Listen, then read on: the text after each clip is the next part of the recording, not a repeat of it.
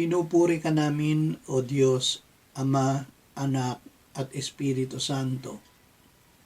Salamat, Ama, na ibinigay mo sa amin si Jesus na iyong anak, na namatay para sa aming kasalanan, iyong muling binuhay, iniakyat at iniluklok sa iyong kanan sa langit.